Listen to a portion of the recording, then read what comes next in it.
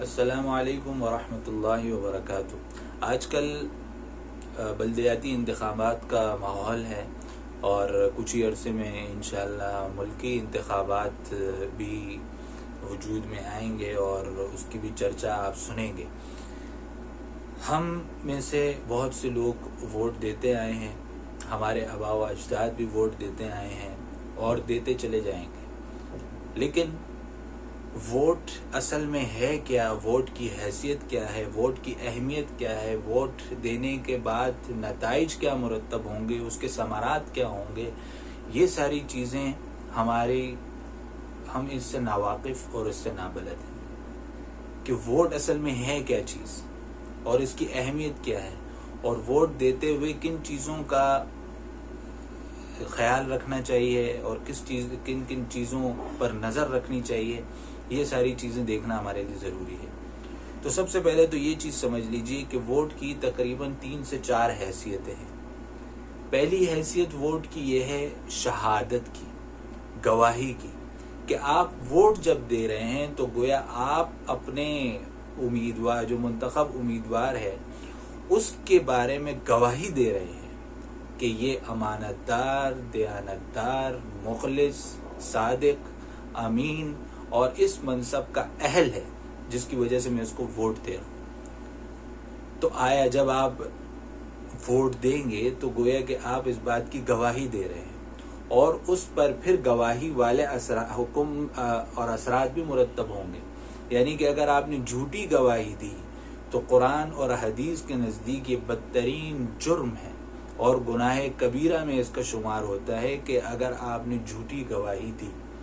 और फिर अगर इसी हैसियत को मद्देनज़र रखा जाए तो अल्लाह ताला फरमाते हैं कि वला तक्तुमुश शहादा, कि शहादत को ना छुपाओ, गवाही को ना छुपाओ। और इस हैसियत से देखा जाए तो वोट देना ज़रूरी करार पाता है कि ये नहीं चलेगा कि आपने भाई, आपसे पूछा गया, आपके सामने जो है पता चला आपको कि भाई वोट देने हैं और ये और सारा कुछ, लेकिन आप वोट नहीं दे रहे, कतरा रहे हैं उस चीज़ से, तो ये चीज़ गलत है। कि गवाही जब आपसे मांगी जा रही तो आपको चाहिए कि गवाही दें, आप वोट दें, अपनी ताकत का इस्तेमाल करें और सही उम्मीदवार को मैदान में लेकर आए। और एक और जगह अल्लाह ताला ने फरमाया कि कूनू कव्वामीन बिलक़िस्त शुहदा, कि शहादत को यानी कि कायम करना है आपने। इस चीज़ को अपने जहन से हटा दीजिए कि मैं वोट नहीं दूंगा या वोट दूंगा या कुछ भी। इस हैसियत को अपने जहन में रखें कि ये एक शहादत और एक गवाही है। दूसरी हैसियत वोट की एक सिफारिश की है कि आप गोया के इलेक्शन कमीशन के सामने ये सिफारिश पेश कर रहे हैं कि हमारी तरफ से साहब ये बंदा अहल है और इस मनसब के लायक है और सादिक है और अमीन है, दयानतदार है, लिहाजा हम इसकी सिफारिश पेश कर रहे हैं वोट की हैसियत में। और इस पर भी वही नताइज मुरतब होंगे।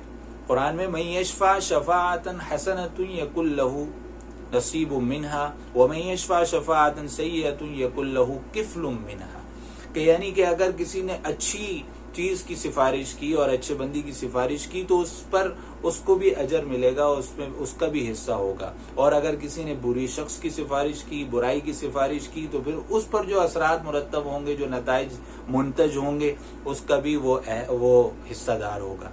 यानी कि आपने किसी को वोट दिया, गोया कि आपने ये सिफारिश की कि साहब ये बंदा बहुत अच्छा है, बहुत लायक है, बहुत अमानतदार है, दयानतदार है, लिहाजा मैं इसको ये वोट दे रहा हूँ।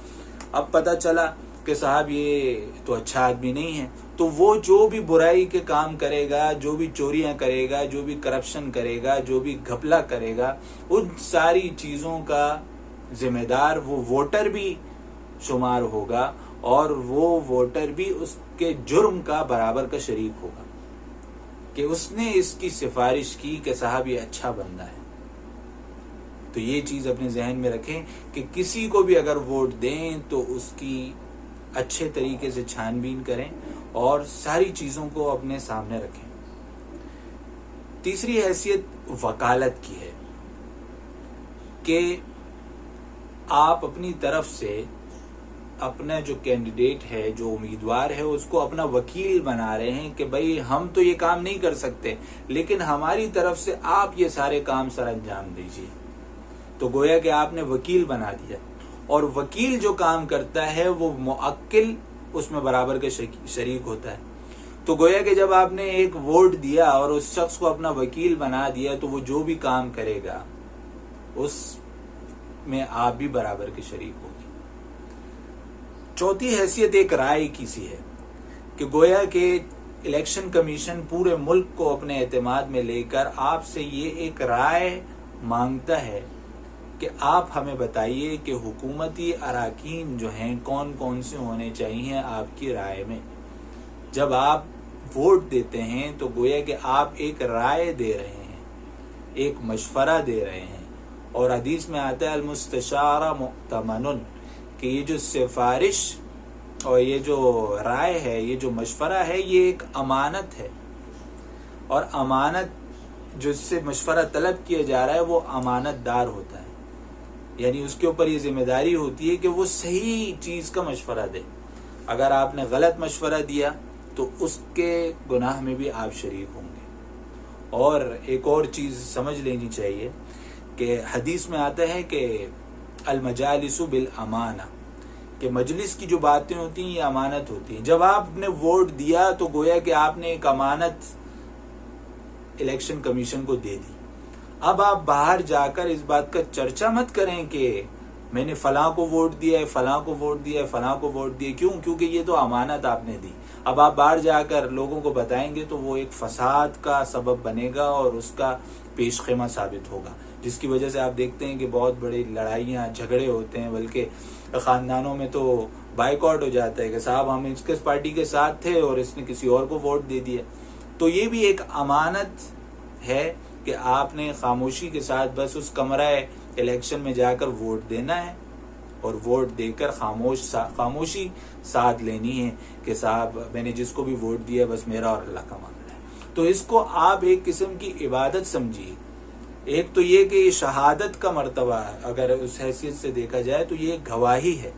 इसको आम और मामूली ना समझें। ये आपका जाती मसला नहीं है, जाती पसंद नहीं है, बल्कि ये मुल्क और कौम और आपके माशरे और आपके जो पड़ोसी हैं, जो आपके अहले मोहल्ला हैं, जो आपके अहले शहर हैं, जो आपके मुल्क वाले हैं, उन सब के लिए आपका एक वोट अहमियत रखता है इस बात की कि आपने अगर अच्छा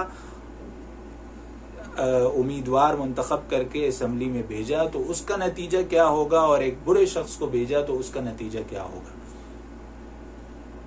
तो इन सारी चीजों को देखते हुए, मद्देनजर रखते हुए तब जाकर वोट दीजिए। एक और चीज समझ लेनी चाहिए, आपने देखा कि यार ये शख्स बहुत ज्यादा ईमानदार और बहुत ज्यादा अच्छा है, लेकिन ये जिस पार्टी में है उसकी पॉलिसीज इस तरह की हैं जो माशरे और कौम और मुसलमानों के जो बुनियादी नजरियात हैं उनसे मुतसादिम है। अगरचे वो शख्स आलिम हो, पारसा हो, लेकिन वो जिस पार्टी में है वो उसकी पॉलिसी से इख्तिलाफ नहीं कर सकता, लिहाजा उस शख्स को वोट देना सही नहीं है। क्यों? क्योंकि वो शख्स एक कठपुतली की तरह है। वो एक सिर्फ नुमाइशी चेहरा है जो कुछ कर नहीं सकता। वो एक सर्कस का शेर है कि जो सामने दिखा दिया गया लेकिन वो कुछ कर नहीं सकता। तो उस शख्स को वोट दीजिए कि जिसकी चल सके। पार्टी की जो पॉलिसी होती है, उम्मीदवार उस पॉलिसी के खिलाफ वर्जी करेगा तो वो पार्टी से बेदखल कर दिया जाएगा। लिहाजा इस तरह की पार्टी का इंतखाब कीजिए जो इस्लामी नजरियात की हामिल हो, मुल्क और कौम की हमदर्द हो, इंसानियत दोस्त हो, मुल्क और कौम से मोहब्बत करने वाली हो, उसकी पॉलिसीज, उसके नज़रियात, उसके मुफादात, सारी चीज़ें इस्लाम और मुसलमानों के हक़ में हो, मुल्क और कौम के हक़ में हो, तब जाकर आप उनको मुंतखब करें और उनको वोट दीजिए। तभी ये सारी चीज़ें अच्छी होंगी और तभी जो है हम एक अच्छी जिहद की तरफ और अच्छे रास्ते की तरफ और ज़्यादा मुस्तकीम की तरफ गामजन हो सकेंगे। वगरना इस चीज़ को आप भूल जाएं कि किसी और तरीके से तब्दीली आएगी या कुछ भी, अपने आप राय कह लीजिए, अपनी वकालत कह लीजिए, अपनी शहादत कह लीजिए, अपना वोट कह लीजिए, इसको जब तक आप सही इस्तेमाल नहीं करेंगे तब तक आप भूल जाएं कि कोई भी तब्दीली आपके सामने आएगी।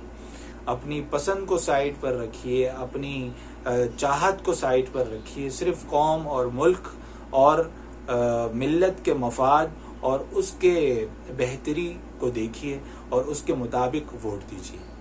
और इसके मुतालिक कोई भी आपके जहन में सवाल हो, कोई भी शुबा हो, तो आप कमेंट सेक्शन में हमें बताइए ताकि हम उसके मुताबिक आपको जवाब भी दे सकें और आपकी सही तरीके से रहनुमाई कर सकें। अस्सलामु अलैकुम व रहमतुल्लाह।